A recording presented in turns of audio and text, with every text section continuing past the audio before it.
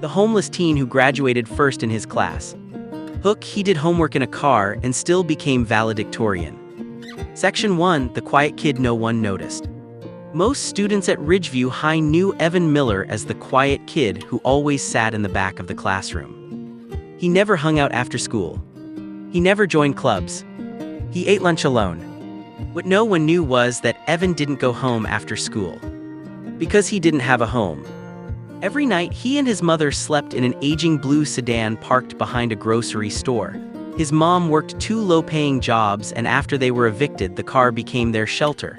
In winter, they wrapped themselves in old jackets to stay warm. In summer, they cracked open the windows and prayed the cops wouldn't notice. But even in the chaos of survival, Evan carried one thing with him at all times. A notebook filled with dreams. Section 2, homework under streetlights. Evan finished most of his assignments under parking lot lights. He balanced textbooks on his knees, using the dim yellow glow above the car to study algebra, chemistry, history, anything that kept him moving forward. Sometimes he fell asleep with a pencil still in his hand. Sometimes rain would blur his notes because the window leaked. But he never complained. One night his mother apologized, tears heavy in her voice. "You deserve better than this," she whispered. Evan shook his head. "One day I'll give you better." That promise became his fuel. Section 3, the teacher who saw behind the smile.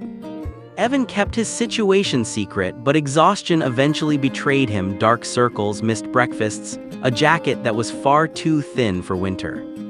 One afternoon, his English teacher, Mrs. Thompson, pulled him aside. "Evan, are you okay?"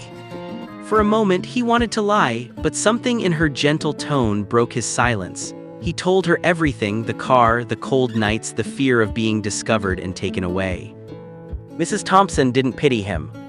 She acted. She arranged free breakfasts, quiet study space in the mornings, and access to a school shower.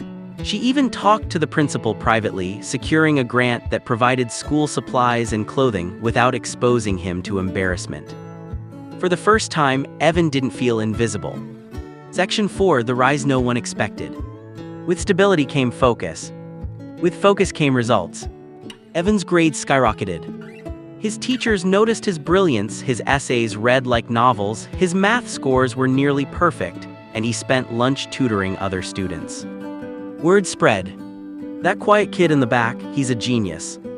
By senior year, despite living in a car, despite hunger, despite sleepless nights, Evan held the highest GPA in the entire school. When the announcement came that he would be valedictorian, he sat frozen. He had dreamed of this moment, but never believed it would truly happen. His mother cried harder than he'd ever seen. Section 5, the speech that made a gymnasium cry. Graduation day arrived. Students marched in with gowns. Evan walked in with decades of struggle on his shoulders. When he stepped up to the podium, the whole gym fell silent. He took a deep breath and said, "I did my homework in a car. I studied under streetlights. I hid my life because I was ashamed. But today, I stand here because someone believed in me." He pointed to his mother in the crowd. "This is not just my achievement, it's ours." Tears filled the room. Later that day, a local journalist published Evan's story. Colleges read it, donations flooded in, 3 universities offered him full scholarships. Evan's life changed. His mother finally moved into a real home. And the boy who once slept in a car became the symbol of what determination and a single helping hand can achieve.